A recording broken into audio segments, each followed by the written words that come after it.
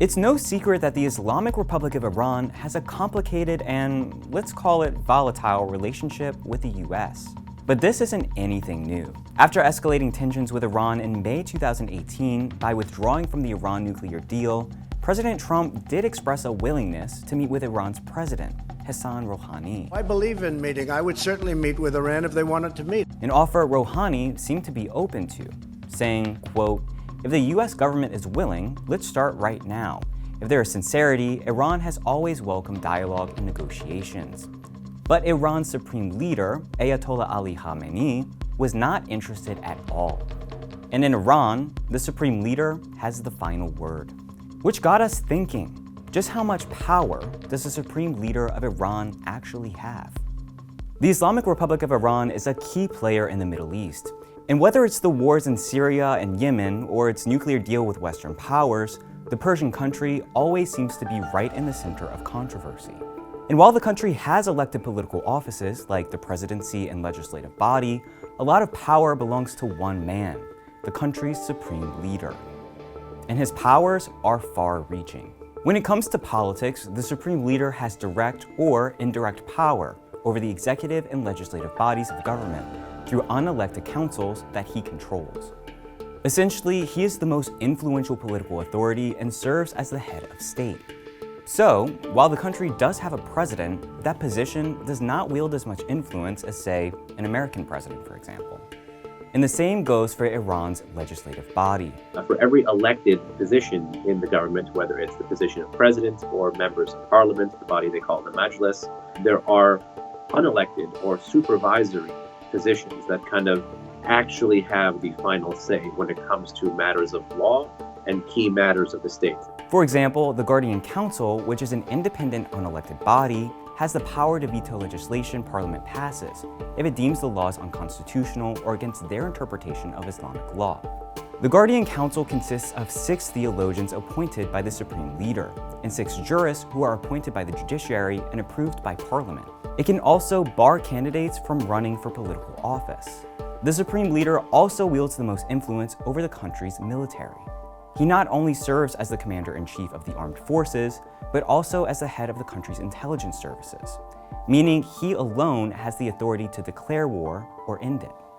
He also controls the country's Islamic Revolutionary Guard Corps, which is tasked with preserving and defending the principles of Iran's 1979 Islamic Revolution.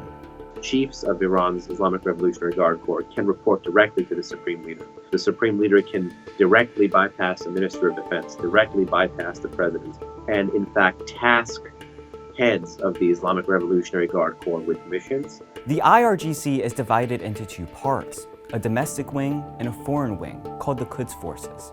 The IRGC Quds Force takes both revolutionary ideology and hard power and projects it abroad. And the IRGC is really one of the chief sources of mischief in the region, and is the one that is really the connective glue between Iran and terrorist groups. The US State Department classifies Iran as a state sponsor of terrorism, in part due to the IRGC's actions. When it comes to the country's economy, the Supreme Leader's influence is more indirect than direct, according to Taliban, meaning his speeches and statements are interpreted by legislators and the president, who implement policies.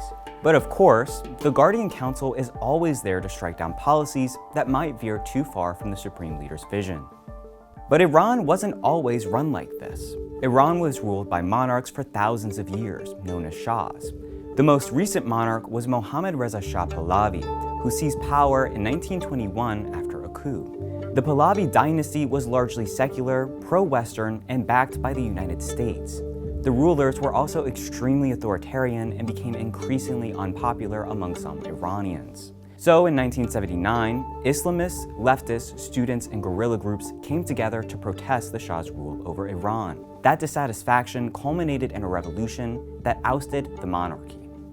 One person who was instrumental in the revolution was Ruhollah Khomeini, a Shia religious leader who spent 15 years in exile for his opposition to the Shahs.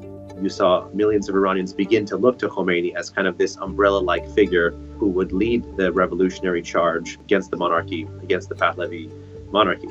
And after the monarchy fell in 1979, Khomeini returned to Iran. Then in December of that year, the Islamic Republic of Iran was born, and Khamenei was the first person to become the country's supreme leader.